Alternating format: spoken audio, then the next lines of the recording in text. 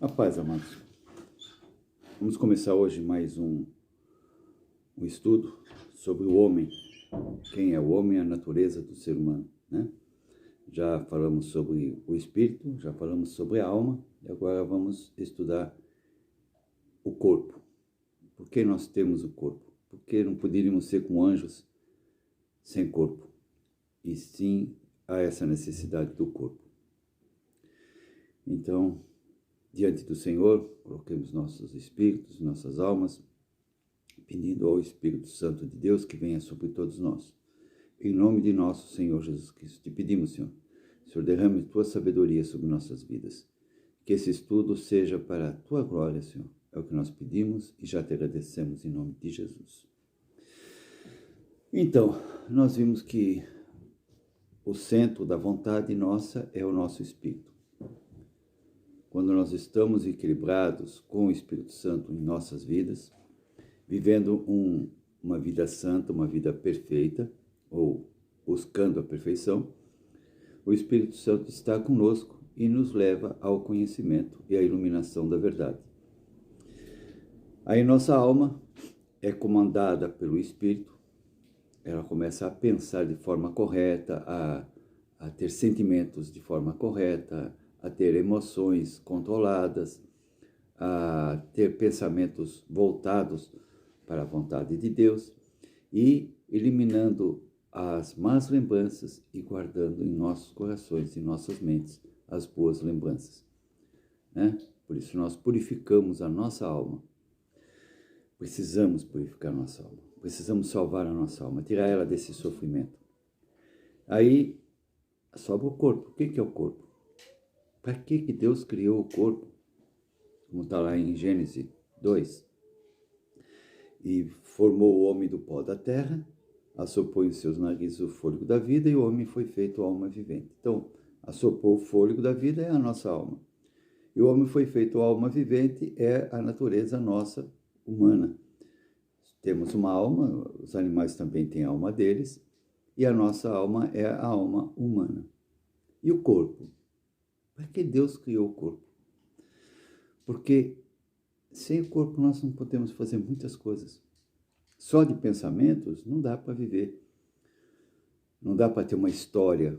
Como você tem uma história sem um corpo? É difícil. A própria natureza de Deus fica impossível de nós entendermos, porque ele não tem esse corpo. Até a vinda de Jesus, Deus não tinha corpo. Deus não tinha materialidade para nós. Era muito difícil entender, era uma coisa muito distante do nosso entendimento. Então Deus nos deu uma ferramenta para fazermos as vontades do corpo, no corpo, fazer as vontades da nossa alma, certo? Quando fazemos sem Deus, as vontades do nosso corpo tendem ao pecado. Quando fazemos guiados por Deus, tendem à nossa edificação, à nossa santificação. Então, a princípio, o nosso corpo é ferramenta da nossa alma. E o nosso corpo ele tem esses sentidos: o olfato, o tato, a visão, o sabor. O conjunto desse faz a experiência, que é a nossa história, nossas lembranças, nossos pensamentos, não é verdade? Então vamos lá, olfato. Se nós não usarmos bem o nosso olfato, não é verdade? Se nós não usarmos o nosso olfato, nós vamos usar de forma errada, usando para o prazer, usando tabaco, tabagismo, cigarro, maconha, né? Buscando prazer numa cocaína, num crack. Então nós vamos destruir o nosso corpo. Mas Deus não criou o corpo, o olfato para isso. Deus criou o olfato para que nós sintamos os perfumes, os cheiros e tenhamos diante de Deus, aproveitemos a criação de Deus, né? Que é justamente desfrutar dos cheiros, dos perfumes da natureza, né? É uma experiência que nós vamos guardar em nossas vidas. Deus também deu em nosso corpo o tato, né? Mas mal usado, onde que nós vamos desembocar? Vamos desembocar nos prazeres descontrolados. O tato vem a prostituição, que os prazeres sexuais desregrados, não é verdade? Mas Deus não criou o nosso corpo para isso. Deus criou o nosso corpo para que nós expressemos através do tato o nosso amor, o nosso carinho. Transmitamos às pessoas através do contato físico, do contato tátil, do contato epidérmico, a segurança, a confiança. Um abraço dá para a pessoa aquela segurança, mas a pessoa precisa sentir tatilmente o abraço. Você agrada uma pessoa, passa as mãos com carinho, com amor, você transmite à pessoa aquele sentimento que é da alma. Mas só falar é teórico, não é verdade? O contato físico, o carinho, o afago, demonstra o nosso desejo de mostrar esse amor, não é verdade? Deus também nos deu a visão. E o que a gente, sem o controle de Deus, sem a nossa alma controlada pelo nosso espírito, ela desemboca onde? Desemboca na cobiça, na ganância, não é verdade? Desejo, é pelos olhos que entram os desejos, né? Desejo da carne, os desejos sexuais, né? Os desejos de querer coisas pecaminosas. Mas Deus criou o nosso olfato, nossa visão para quê? Tem um sentido, tem um objetivo. Deus criou o nosso olfato para que nós tenhamos a nossa visão, para que nós vejamos as cores, as belezas da natureza, a natureza em si.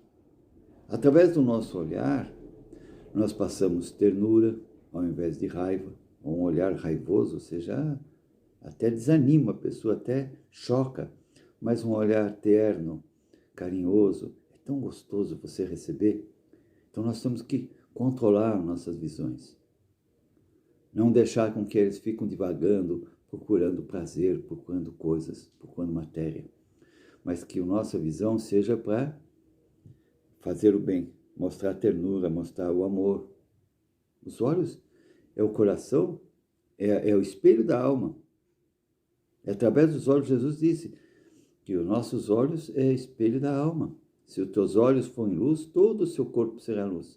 Então, você vai ter uma atitude total no corpo quando os seus olhos são bons. Mas se você não cuidar do seu olhar, não cuidar do que você vê, do que você olha, do que você põe para dentro da sua mente, se você está aí olhando para filmes pornôs, olhando para pecado, olhando para prazer, olhando com cobiça, o seu corpo todo será trevas.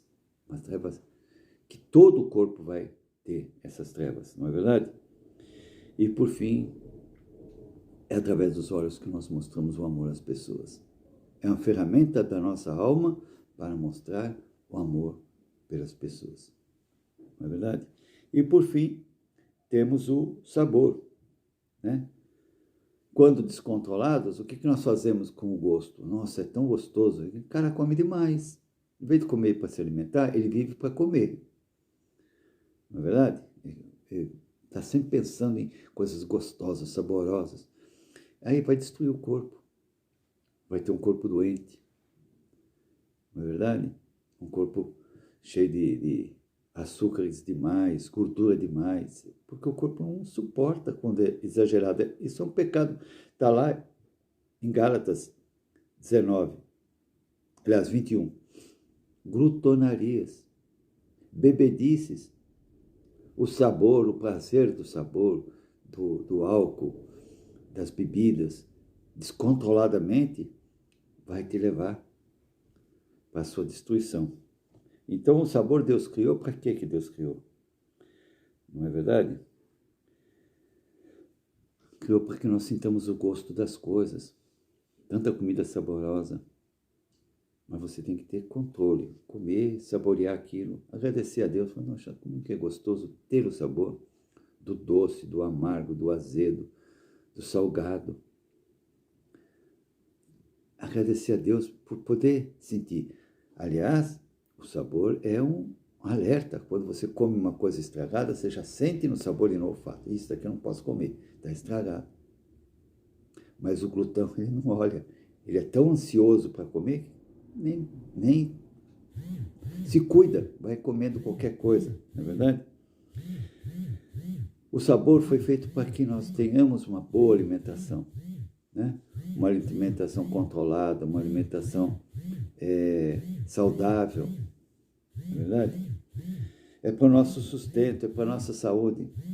Você sabe que o nosso sabor, o paladar, a capacidade de sentir, é para trazer saúde, gente. É para nossa saúde, não é verdade? Então, quando você se alimenta bem, saboreia, sente os gostos das coisas, você está colocando saúde dentro de você.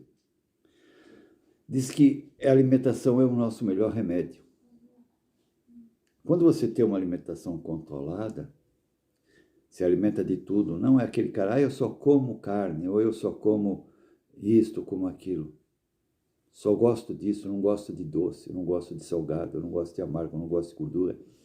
O equilíbrio na alimentação, certo? É saúde. Você vê, existe vitamina na alimentação.